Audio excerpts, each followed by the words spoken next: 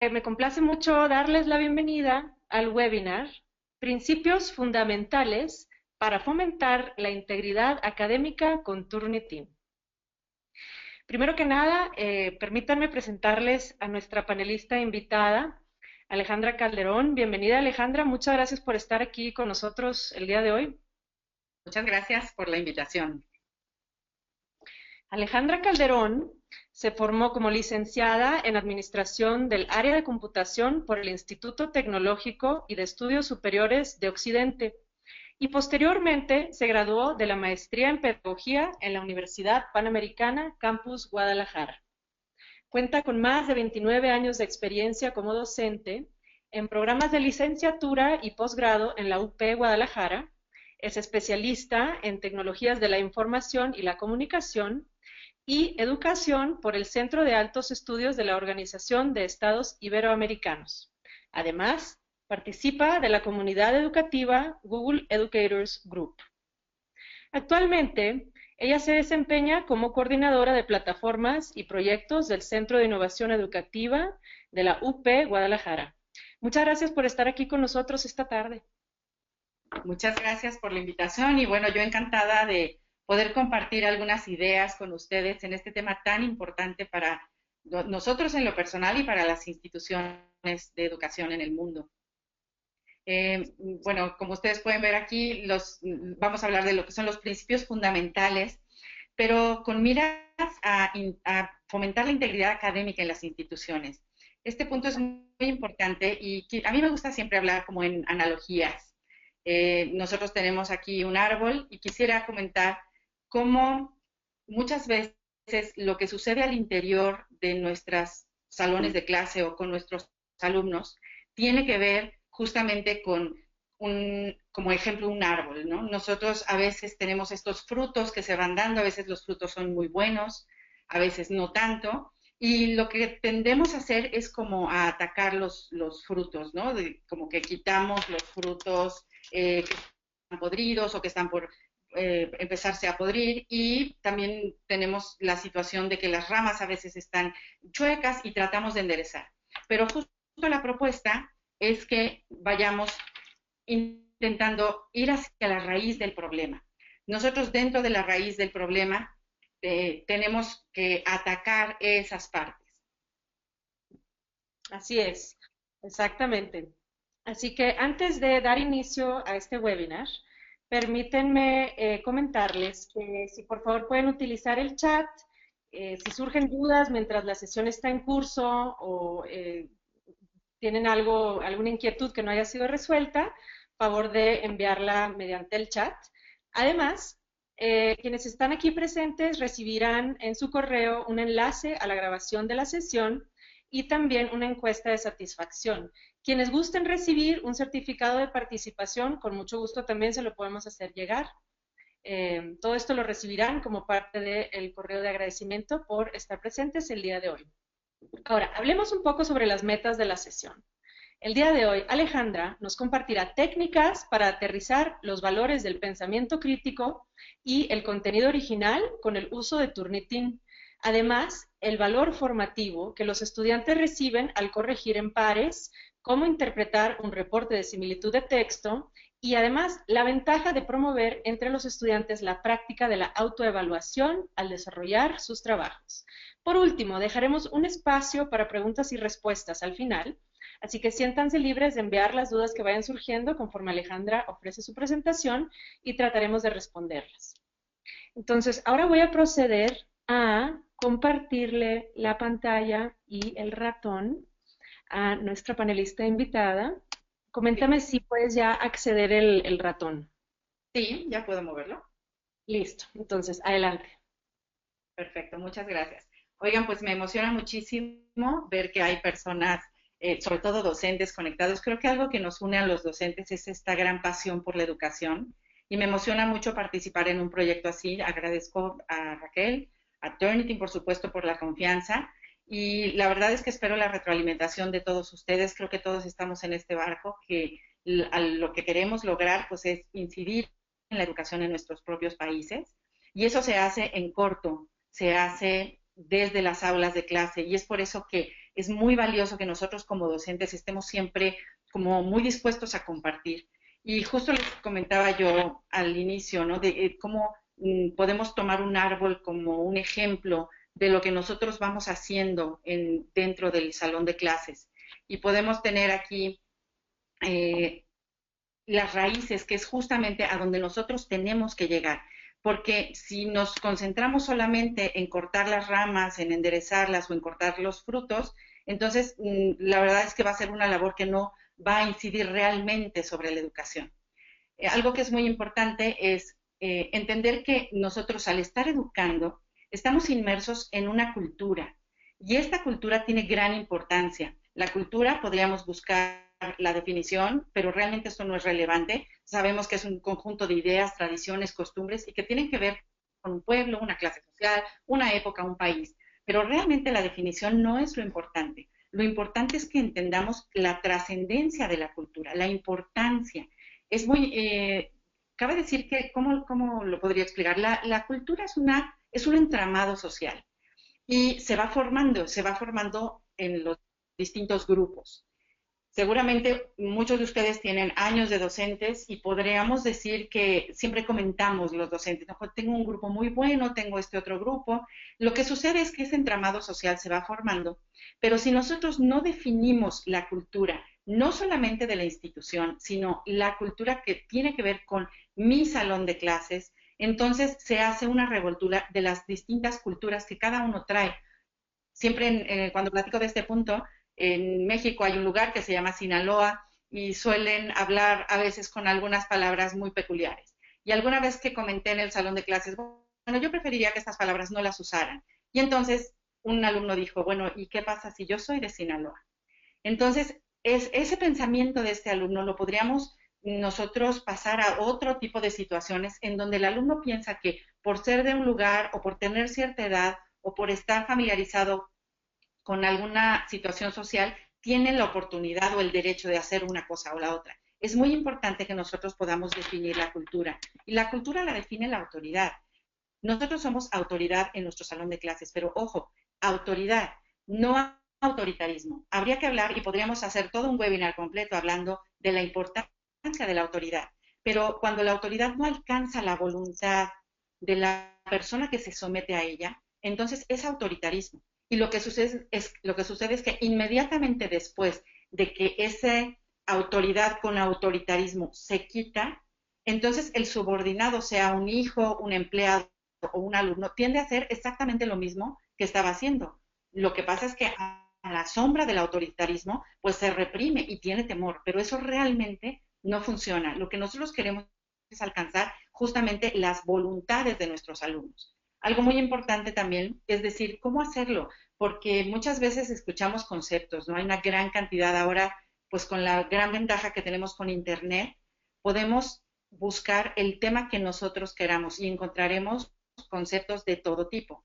Pero yo creo que el gran reto es cómo nosotros lo podemos aterrizar en el sentido de la autoridad y que tiene que ver justamente con los rasgos de carácter. Quisiera yo comentar que voy a equipararlo a un banco de tres patas. El banco de tres patas tiene la característica especial que sin una no se puede sostener en pie. Es decir, si yo tengo un banco de cuatro patas y le falta una, puedo más o menos sostenerme y bueno, caerá en el momento en que se va el banco hacia esa parte. Pero en un banco de tres patas no puede faltar ninguna de ellas. Y me parece que para nosotros cultivar el carácter de nuestros alumnos, que son estas raíces que yo les comentaba, es importante irnos hacia estos tres elementos fundamentales.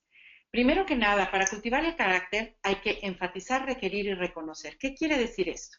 Tenemos que enfatizar los rasgos de carácter que nosotros queremos en nuestros alumnos. Tenemos que definir muy bien la expectativa que tenemos de ellos. Es una buena pregunta a los docentes que las hicieran, ¿no? Por ahí vi un 1% de estudiantes, ¿no? También la planteo para los estudiantes. Para los docentes yo les preguntaría, ¿realmente mis alumnos saben lo que espero de ellos? He definido para mi clase cómo es que quiero que se comporten, lo que hagan, cómo quiero que entreguen los trabajos, cómo quiero que interactúen entre ellos. Si no, habría que hacerlos, hay que profundizar en los rasgos y, por supuesto, se trata de hacer un estilo de vida en la clase. Hay que requerir, ya que tú enfatizas y defines muy bien lo que esperas de las personas, entonces puedes elevar el estándar y puedes corregir lo que está equivocado, pero ellos ya supieron. Voy a mencionar esto con un ejemplo muy coloquial. Cuando tú le puedes decir a tu hijo o a tu hija, por favor, baja lo que compré en el supermercado del auto, ¿no? Baja el súper, lo diríamos aquí en México. Por favor, baja el súper. Y para ellos bajar el súper puede ser tomar las bolsas y ponerlas a un lado, punto. Y para mí bajar el súper tiene que ver con llevar lo que se compró a la cocina, ponerlo en los gabinetes, ponerlo en el refrigerador, hacer las bolsitas un nudito y guardarlas en el cajón. Eso es para mí. Entonces es muy importante definir. Cuando tú lo defines ya no hay vuelta de hoja. Entonces puedes requerirlo. Y muy importante y fundamental es liderar con el ejemplo. Y por otro lado, reconocer, ya que los estándares están muy bien definidos dentro del salón, entonces hay que elogiar lo bueno y por supuesto hay que corregir lo malo y tendrá sus consecuencias. Pero muy importante el elogio. Si nosotros elogiamos solamente el 100, o en el caso de los deportistas, si elogiamos solamente el gol, tenemos el gran riesgo de que los alumnos o los deportistas, los estudiantes, vayan a hacer eso a pesar de cualquier cosa. Si yo elogio el 100, entonces el alumno va a hacer lo que sea para sacar 100, inclusive copiar, sobornar o cualquier otra práctica equivocada, porque lo que premiamos es el 100. Hay que aprender también a premiar los rasgos de carácter que le llevaron a tener ese 100. Hay que premiar, por ejemplo, la persistencia, la perseverancia, el estudio, el orden, todos estos rasgos que nosotros debimos haber definido para nuestros alumnos, hay que premiarlos cuando finalmente se logran. Y bueno, algo que es una crisis en la actualidad es los modelos. Definitivamente, si tú estás dando clases en primaria, secundaria, preparatoria, aún los primeros años de universidad, te estás topando con una generación muy especial. A mí no me gustan las etiquetas, que si son millennials, que si son generación Z, App Generation o varias maneras de decirlo. No me gustan las etiquetas, pero sí debemos de reconocer que estos alumnos tienen características muy especiales y que nosotros tenemos como que entender a la generación y también entender que los modelos que para nosotros fueron importantes, que muestro aquí algunos de ellos en esta ilustración, ¿por qué les fueron importantes? Porque hicieron grandes cosas por la humanidad. Estos modelos ya no son tan importantes para estas generaciones. Ellos buscan otro tipo de modelos. Y desgraciadamente estos modelos pueden ser modelos que no tengan a lo mejor alguna consistencia de integridad muy fuerte. Puede ser cualquier youtuber que tiene varios seguidores o puede ser algún artista famoso, algún deportista que a lo mejor es muy bueno en su deporte, pero tal vez en su integridad de vida no tanto. Entonces, ¿cuál es la propuesta? Nosotros tenemos que ser los modelos. Los profesores que tenemos a estos alumnos durante horas escuchándonos a lo largo del curso, tienen la oportunidad de ver en nosotros modelos, modelos que ellos obviamente pues puedan aspirar a seguir. Y bueno, todos estos conceptos que he platicado, ¿cómo sería una manera de aplicarlos? ¿Cómo aplicamos esto a nuestra práctica docente? Voy a tomar esta imagen que es muy conocida ya, la taxonomía de Bloom, revisada por Anderson posteriormente, pero esto lo que nos habla son funciones del pensamiento, funciones inferiores del pensamiento y funciones superiores del pensamiento. Ojo con nuestras clases. Es muy bueno que tú evalúes y digas, bueno, a ver, de estas tareas o de esta clase o de estas actividades que dejo a mis alumnos, ¿cuántas de ellas van hacia las funciones superiores del pensamiento? La aplicación, el análisis, la evaluación, la creación, todas estas son funciones superiores del pensamiento. Comprender y recordar es algo que realmente se hace muy fácilmente. Ahora los chicos tienen guías, tutoriales, en YouTube hay absolutamente cada uno de los temas que tú das al interior del salón de clases están allí. Entonces, ojo con eso porque los alumnos deben de ver en tu clase un valor inigualable. Nosotros tenemos que dar algo que no esté en Google o en cualquier buscador. Tenemos que imprimir en ellos a lo que somos nosotros mismos, nuestra prestancia y nuestro carácter. Por eso es importante que seamos líderes en el ejemplo. Y obviamente estas funciones superiores del pensamiento a lo que van es a desarrollar en nuestros alumnos el pensamiento crítico. La palabra crítica a veces tiene una denotación una connotación, perdón, negativa, ¿no? Es que es muy criticón, se dice aquí en México. En realidad no, ser crítico es algo muy importante y clave para el entorno y el ecosistema que nuestros alumnos están enfrentando cada momento, donde tienen que tomar decisiones de esto sí lo veo o no lo veo, esto me conviene tomarlo o no lo tomo. Entonces, desarrollar un pensamiento crítico aplicado a lo que es el ámbito académico es buenísimo para nuestros alumnos. A mí me gusta esta definición, hay muchas, a mí me gusta esta de John Dewey, porque habla de que es una consideración activa, persistente, con mucho cuidado, no es algo que podemos dejar al azar, de que de una creencia o forma supuesta de conocimiento, y muy importante, habla de fundamentos. Tenemos que enseñar a nuestros alumnos a fundamentar lo que piensan. Y obviamente esto nos va a llevar a conclusiones. Y podríamos resumirlo en este gráfico. Hay que analizar o enseñarlos a analizar, a evaluar y a desarrollar una postura propia. De esa manera tendremos a alumnos que tendrán un pensamiento crítico desarrollado. Y bueno, hemos hablado de muchas cosas hoy. ¿Cómo se logra esto? He hablado de rasgos de carácter, he hablado de cultura, eh, y bueno, lo que es importante es que no podemos dejarlo al azar. No puede ser la práctica de que al final del curso ya los profesores estemos comentando, ¿cómo te fue con el grupo? Pues no, no muy bien, no estuvo tan bien, o esto, lo otro. Justo tenemos que al principio del curso desarrollar una metodología, tenemos que involucrar a la autoridad. Nosotros mismos, como lo mencioné anteriormente, somos autoridad en nuestros salones.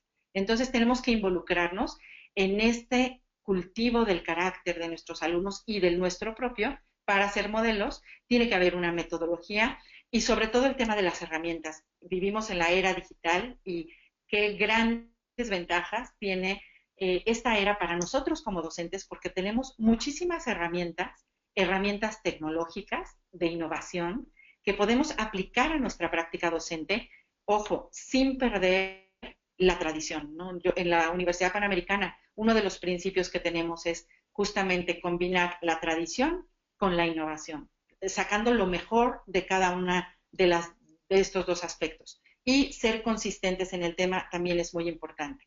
Entonces, bueno, siempre todos los conceptos hay que aterrizarlos. ¿Cómo puedo hacer que mis alumnos apliquen el pensamiento crítico a su forma de estudiar, a cómo leen y a cómo escriben? En este webinar nos atañe mucho la forma de escribir de los alumnos. Y bueno, en todo esto podríamos recomendar muchísimas cosas. Cómo toman apuntes es importante. Hay una gran cantidad de métodos. A mí me gusta, por ejemplo, Cornell o algunos métodos que hacen que los alumnos tomen notas dividiendo su cuaderno en columnas. En el lado izquierdo ponen las ideas principales y en el lado derecho ponen los argumentos que sustentan esas ideas. Y luego ellos también rellenan esta parte con argumentos propios.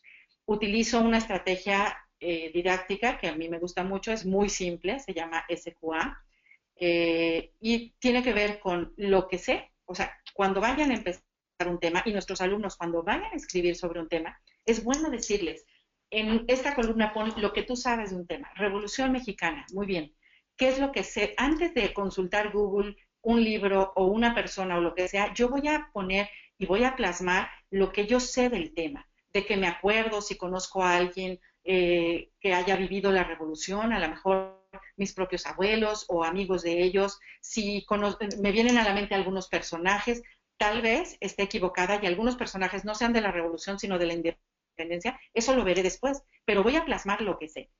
Esta técnica es buenísima y en internet hay muchísimos consejos para aplicarla. Y hablando de herramientas, sí quisiera mencionar Turnitin. Lo que ha sido para mi práctica docente el Turnitin y para muchos profesores dentro de la universidad. Nosotros tenemos utilizando Turnitin aproximadamente un año o un poquito más de un año. Y la verdad es que justo en todos los conceptos que yo he tratado, esta herramienta nos permite, establece, digamos, la plataforma para que nosotros podamos llevar a cabo esto. Esto es buenísimo, el informe de originalidad. Cuando nosotros podemos emitir un informe de originalidad de un trabajo de un estudiante, la verdad es que potenciamos muchísimo la ayuda académica que podemos ofrecerle.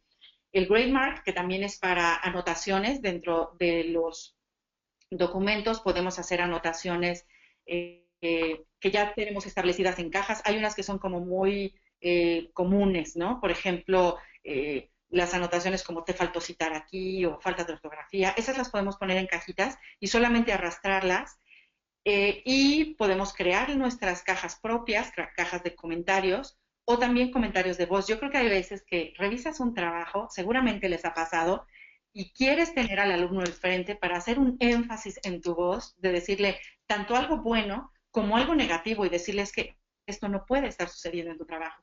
Eternity nos permite esa parte. Y algo muy valioso que también es el peer mark, que es la coevaluación o evaluación entre pares.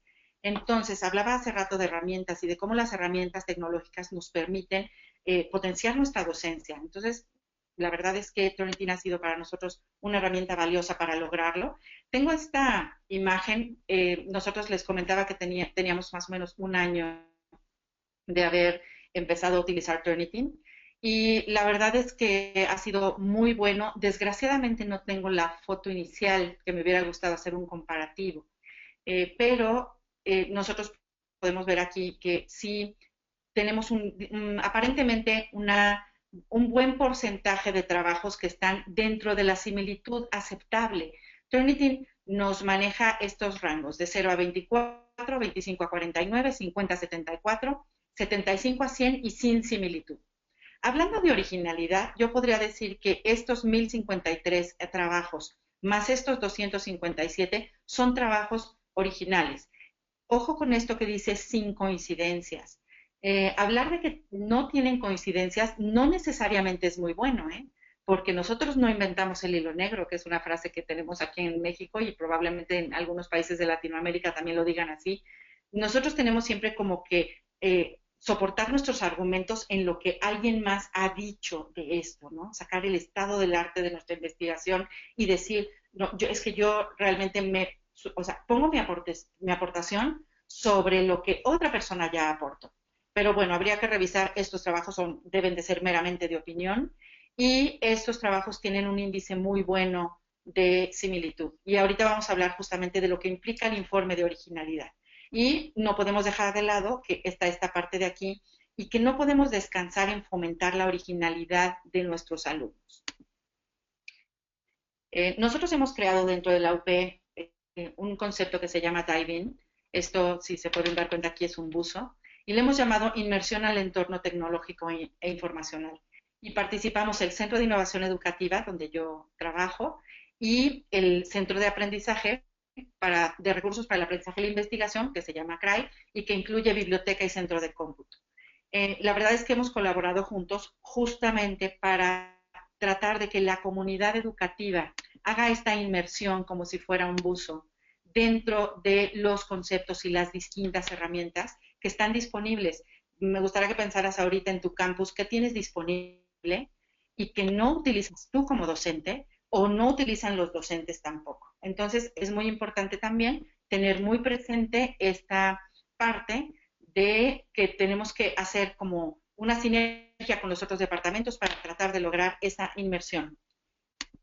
Y bueno, hablando específicamente del reporte de similitud, la verdad es que a mí me sorprende lo que hace Turnitin. Este es un muy, muy pequeño ejemplo. Aquí me marca este 60, que quiere decir que esta alumna tomó este concepto tal cual, estas palabras que están sombreadas, de esta fuente. Y en esta fuente habría que ver, muy importante, Turnitin no detecta el plagio.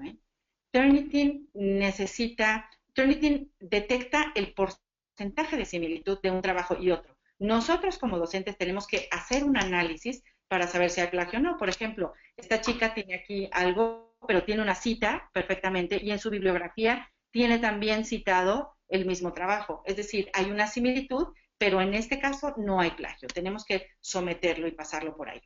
La evaluación entre pares es otra cosa que es maravillosa porque nos permite también tener, los alumnos crecen, la retroalimentación es algo valioso para nosotros. Y no hay mejor manera de aprender a escribir que leyendo, escribiendo y hablar sobre escritura. Y hablar sobre escritura con nuestros pares o nuestros compañeros es muy, muy bueno. Aquí hay algunos consejos importantes. Los alumnos a veces les cuesta trabajo esta parte de evaluar a otros porque hay una amistad o porque no se sienten capaces. Tal vez estoy evaluando al más inteligente inteligente del salón y yo escribo peor, ¿no? O no tan bien como este alumno. No importa, hay que hacerles ver que ellos están evaluando eh, como lectores. Ellos son la audiencia, no son escritores. Entonces, eso hace que la retroalimentación que puedan dar a sus compañeros la puedan dar muy efectivamente y que puedan realmente no solamente decir, es que te equivocaste en esta regla gramatical o te faltó este acento, sino evaluar estructura, significado, qué partes impactan dentro de mí. Y yo como lector, digamos, de ese trabajo. Y ahí también Turnitin hace un trabajo excelente en lo que es el peer mark, que nosotros no lo hemos explotado todavía al grado que quisiéramos en la Universidad Panamericana, pero tenemos como proyecto a partir de agosto hacerlo, porque nosotros vamos en esta sección orientando a los alumnos cómo evaluar, es decir, lo podemos decir, bueno, ¿qué significó para ti? Encontraste el tema principal y los alumnos muy fácilmente evalúan. Entonces, también una excelente herramienta. Y la autoevaluación, que también se puede hacer a través de Turnitin y que es importante haber desarrollado un pensamiento crítico para que el alumno logre autoevaluarse. Yo quisiera comentar esta frase muy importante. Dice, si consigo ver más lejos es porque he conseguido auparme o subirme a hombros de gigante. Esta frase que a veces se atribuye a Newton, pero en realidad es de Bernardo de Chartres, y la dijo a su discípulo. Simplemente es que realmente nosotros siempre nos montamos sobre estos gigantes que llevan camino andado sobre el tema que nosotros estamos investigando. Entonces, es muy importante que le digamos a nuestros alumnos que está excelente que ellos se monten sobre estos gigantes, pero que hay que citar a los gigantes y hay que citarlos correctamente. Nosotros podemos, en la Universidad Panamericana utilizamos el formato APA para citar y referenciar, pero podría ser Harvard o cualquier otro y lo que es importante es tener las citas en nuestro trabajo como argumentos que sustenten lo que estamos diciendo allí. Esto es algo que se va desarrollando, no es una habilidad que sea tan sencilla, pero la vamos desarrollando. Y para cerrar esta presentación quisiera hablar de la influencia. Yo les decía que somos modelos, y yo quisiera equiparar esto cuando tú eres cada vez, tienes más conocimiento, cuando eres más experto en tu área, tú te vas haciendo más de un color. Tú podrías como docente escoger un color ahorita y decir, bueno, si yo cada vez soy más azul porque cada vez tengo más experiencia, me preparo más, tengo más credenciales, maestrías, doctorados, cursos, diplomados, webinars de Turnitin, por supuesto, también abonan a la formación. Y bueno, cada vez tú tienes esta parte, pero, ojo, no nos podemos quedar aquí. No podemos solamente tener influencia, sino ser influencers. Este es un concepto que se utiliza para redes sociales. En redes sociales es las personas que realmente inciden en la vida de las personas. Y yo tomo esta frase y la pongo, este concepto y lo pongo en el ámbito académico. Tenemos que dejar huella en la vida de nuestros alumnos. Tenemos que ser influencers, no solamente tener influencia. Y para esto también un buen ejercicio es preguntarnos, bueno, las personas que están a mi alrededor, mis alumnos sobre todo, realmente, ¿cuánto tienen de mi color? ¿Realmente estoy dejando una huella en ellos o solamente conceptos teóricos que pueden encontrar en algún otro lado? Tenemos que desarrollar nuestro prestigio y de esta manera nosotros vamos cumpliendo el ideario de nuestra institución. En este caso, el ideario de la Universidad Panamericana incluye muchas cosas que tienen que ver con la integridad académica, trabajo bien acabado, contribución al bien común, la formación ética muy importante, y en este punto es la sólida preparación académica. Entonces, nosotros vamos cumpliendo, pero sí tenemos que tomar nuestra responsabilidad como docentes para llegar a cumplir esto y realmente dejar esta huella en nuestros alumnos que sea imborrable y sobre todo que ellos puedan también transmitirlo a su vez cuando sean profesionales. No olvidemos que la deshonestidad académica fácilmente se convierte en deshonestidad profesional. Y sigue, a pesar de que estos chicos nativos digitales, como se les llama, y que están viviendo en esta era, son muy buenos en muchas cosas, pero nos necesitan a los padres y a los docentes para seguir formando sus vidas en la integridad académica. Con esto termino y pues agradezco muchísimo su atención y abiertísima a las preguntas que me quieran hacer. Excelente. Muchas gracias, Alejandra, por esta información que has compartido el día de hoy, la experiencia de la Universidad Panamericana en Guadalajara y también aunado a la experiencia que has tenido como docente y los aprendizajes que has podido compartir el día de hoy. Muchas gracias. Este, ahora, bueno, vamos a comenzar la sesión de preguntas y respuestas. De entrada, pues hay mucha gente saludando de diferentes partes del mundo, muchas gracias. Y entre ellas Verónica Pérez, que envió un saludo muy especial aquí a Alejandra, que excelente tema. Y pregunta Cristian Richard que si este programa, Turnitin y otros, detectan un porcentaje de coincidencia según lo que se encuentra en la web, y entonces pregunta que a partir de qué porcentaje se puede decir que hay una cantidad significativa de plagio y en qué se basa ese porcentaje, ya que podría haber detectado frases o palabras de los antecedentes y aún así no tener plagio. No sé si gustas compartir tu perspectiva sobre el tema. Claro que sí.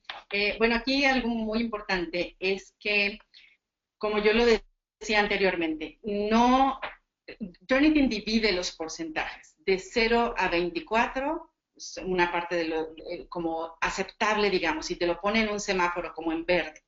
Sin embargo, necesitamos nuestro criterio como docentes, porque un trabajo puede estar con muchos argumentos y mientras estén citados, están correctos, ¿no? Digamos que correctamente citados, no hay plagio. Ahora, hablando del pensamiento crítico, también un trabajo con demasiadas citas, aunque estén bien citadas, pues quiere decir que el alumno no está importando, o más bien, no está colocando su perspectiva sobre ese trabajo. Entonces, es muy importante que nosotros tengamos este criterio. Es más, yo te podría decir, entre un trabajo y otro, también puede variar, porque puede ser que en un trabajo sí yo no esté considerando muy importante no, bueno, no quiero decirlo de esa manera, más bien que en un trabajo tenga una cierta validez la opinión del alumno y su propia perspectiva sobre el tema. Debe de tener mucha validez, pero tú como docente también, como vas viendo en qué partes le das mayor peso a una cosa o a otra. Pero bueno, para responder específicamente tu pregunta, Turnitin te pone en verde de 0 a 24, ¿no? Por ciento, y eso quiere decir que es un trabajo que estaría bien fundamentado. Exactamente. Y entre las otras preguntas que nos están llegando, que bueno, también hay muchos comentarios que comentan que excelente charla, muchas gracias, excelente, todo muy claro, así que gracias por su retroalimentación y también felicidades, Alejandra.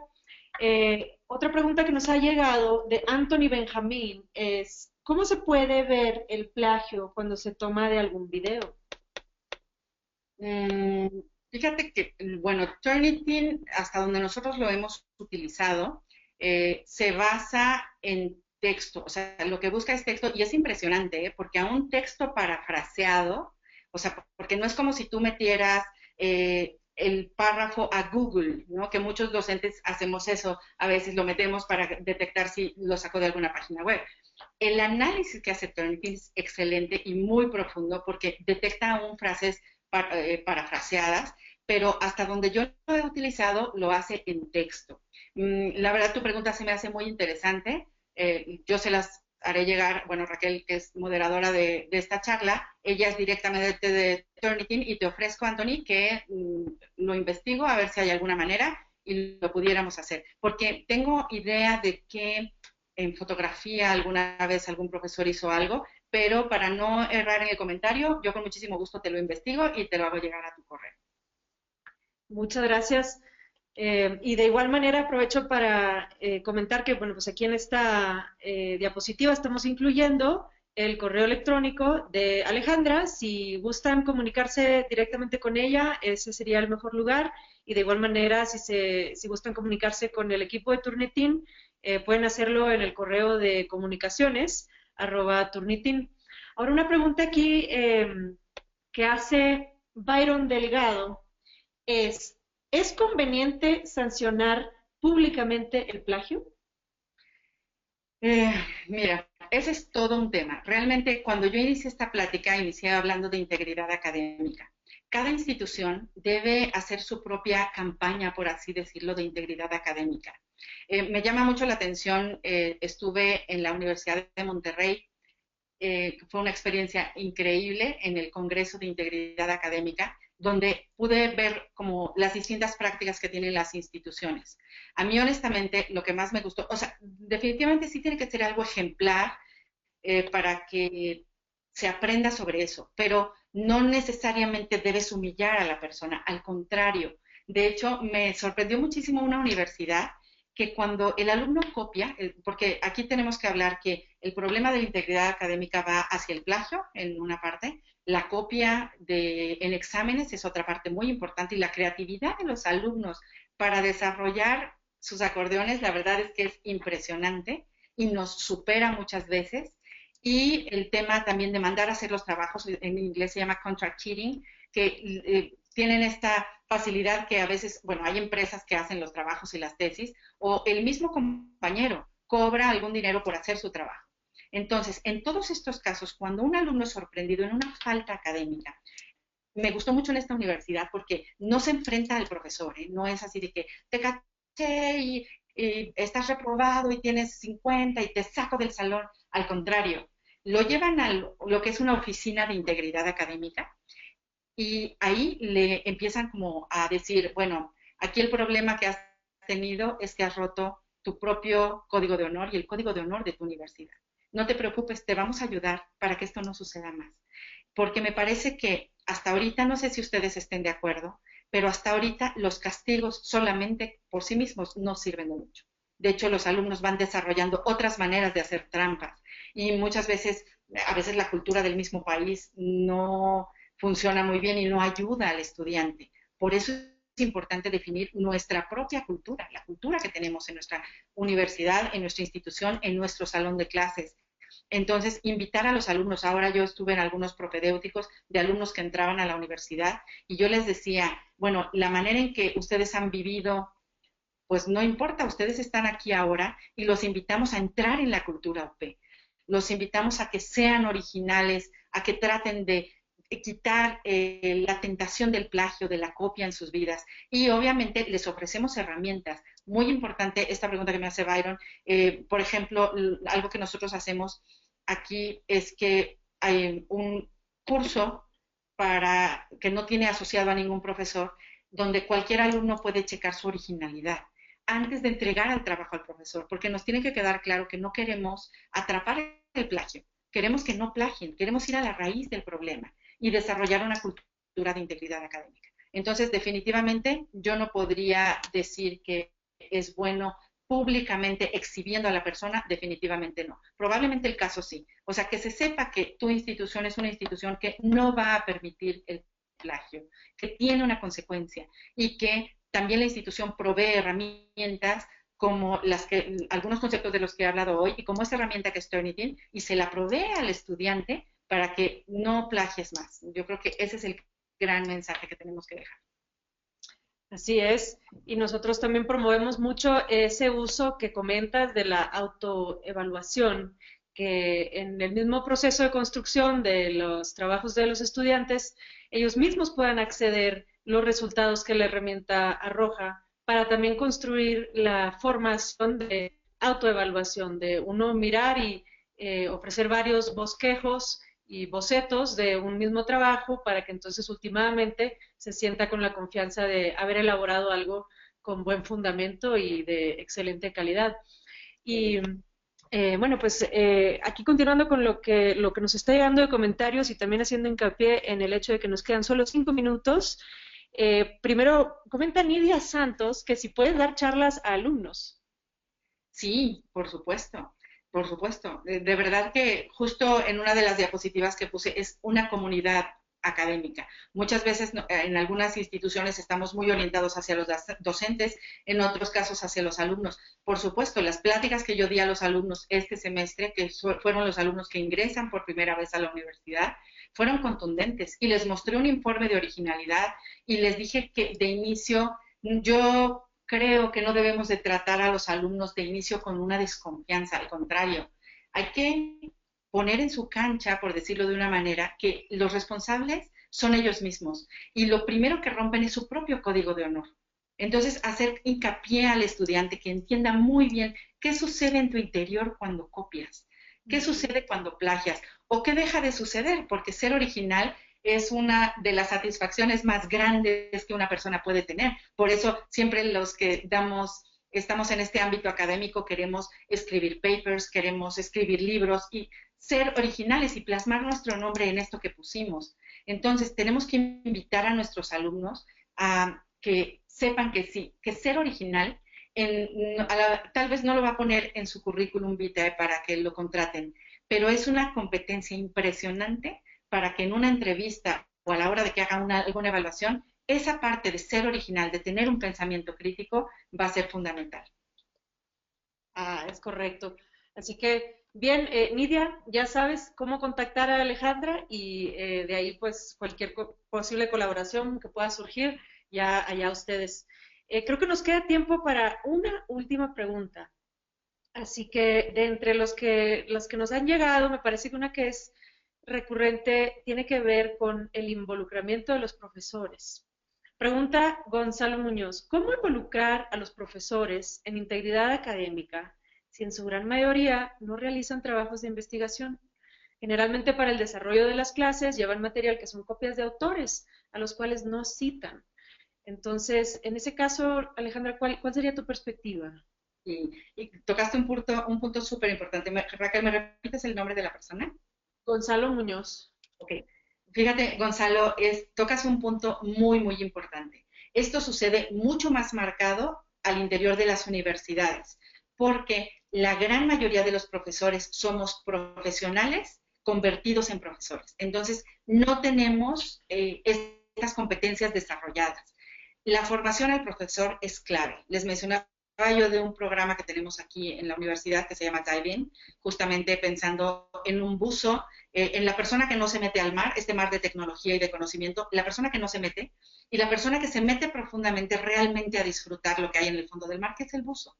Entonces, nosotros ofrecemos programas de formación con esta analogía del buzo y les decimos a los profesores que vengan, digamos, como a la alberca, ¿no? Que son las aulas de clase de formación a profesores, o a la fosa de buceo en donde bajan 10 metros, 20 o 30, a prepararse para enfrentar esta situación. Entonces, definitivamente los profesores necesitan formación. No sé si se fijaron, pero en mi presentación, en la última diapositiva, puse algunas cosas como cité a las personas, a mis gigantes, a las personas de las que yo tomé las ideas.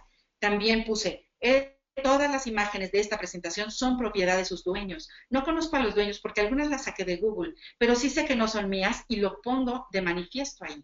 Entonces son pequeñas acciones que nosotros podemos ir mostrando a los profesores que siempre citen sus trabajos, hagan comunidad de aprendizaje. Nosotros estamos por lanzar una comunidad de aprendizaje en base a la materia de ética profesional para que se compartan los profesores videos, casos y papers de alguna manera y obviamente la invitación es siempre trata de ver de dónde lo sacaste y poner la referencia en algún lado. Inclusive es una práctica que debemos de hacer cuando hablamos. Ayer hablaba con el vicerrector de la Universidad Panamericana, con Rafael Hernández, justamente de este punto, ¿no? Él siempre cita, o sea, él siempre dice una frase y dice, esto lo oí de tal persona, aunque sea otro profesor, ¿eh? Esto lo oí de esta persona, esto lo oí del otro. Eso es integridad académica también como estilo de vida, porque lo estás mencionando constantemente. Y hay profesores muy involucrados. Hace rato recibí un saludo de Vero Pérez. Vero es la mejor en Turnitin, de verdad que consideran, Raquel, invitarla alguna vez a dar un webinar porque ella ha utilizado, creo que cada parte de Turnitin, es quien me mantiene a mí, porque siempre, oye, tuve un error, tuve una duda, tuve esto, entonces a mí me lleva también a estudiar el tema, pero hay profesores que sí, de verdad, toman esto muy en serio y ven el beneficio para ellos mismos, para los alumnos y finalmente para la institución y nuestros países. Excelente, tomo nota de ello para darle seguimiento. Y bueno, pues ya con esto hemos llegado al final de este webinar. Y por último voy a permitir una última pregunta, ya que como tocamos la perspectiva de los instructores, hay oportunidad de tocar la perspectiva de los estudiantes también mediante la pregunta de Carlos Moreno. ¿Cómo han recibido los estudiantes la evaluación que se hace mediante Turnitin? Fíjate que muy bien, todavía no lo hacemos tan público, justamente te voy a decir por qué. Porque el uso de Turnitin no queremos que se quede como algo instrumental, como algo como usar una impresora o una computadora o lo que sea, sino que tiene que ir cobijado y acompañado de una campaña de integridad académica. Entonces, la difusión todavía no ha sido lo suficientemente fuerte como para darte una medición que tenga como muchos datos. Pero sí te puedo decir que con los grupos, bueno, mis propios grupos, los grupos de los profesores que me han invitado a dar este tema y en la inducción a los alumnos a la Universidad Panamericana fue muy bien recibida. O sea, todos dijeron, sí, es cierto, yo ni siquiera me detengo a pensar, si me dejan un trabajo, me siento y copio y pego. O sea, eso es lo que hago como práctica. Entonces, yo creo que algo que es muy importante en el mundo académico es la práctica reflexiva. Es qué hacemos, cómo aprendemos, cómo estamos haciendo las cosas y los alumnos tienen que también darse la oportunidad. Sí, tuve un alumno que me comentaba que nunca pensó ser capaz de escribir como escribió. Ante esta invitación de antes de copiar y pegar y ver lo que han dicho otros sobre el tema, dime lo que has dicho tú, lo que piensas tú, refléjalo en un papel y después pon a sustentar tus ideas. Y ya, pues tu trabajo se enriquecerá muchísimo. Pero te puedo decir que en lo que va del tiempo que lo hemos utilizado y a las personas a las que hemos llegado, el tema ha sido bien recibido. Excelente. Bien, Alejandra, y a todos ustedes, gracias por acompañarnos el día de hoy para tocar estos temas y como bien saben, el contacto de Alejandra ahí aparece en la diapositiva, alejandra.calderón@up.edu.mx. De igual manera, si tienen dudas directamente para Turnitin, se pueden comunicar a comunicaciones@turnitin.com. Alejandra, de nuevo, infinitamente agradecida por tu colaboración el día de hoy y también muy agradecida con todos quienes nos han acompañado. Esperamos también verlos en el siguiente webinar que estaremos convocando en algunas semanas y sin más por el momento, quedamos muy agradecidas. Muchísimas gracias por su atención. Un saludo a todos. Algunos los conocí en Virtual Educa y encantada de estar por aquí ahora. Excelente. Bueno, muy buen resto del día. Hasta luego. Hasta luego.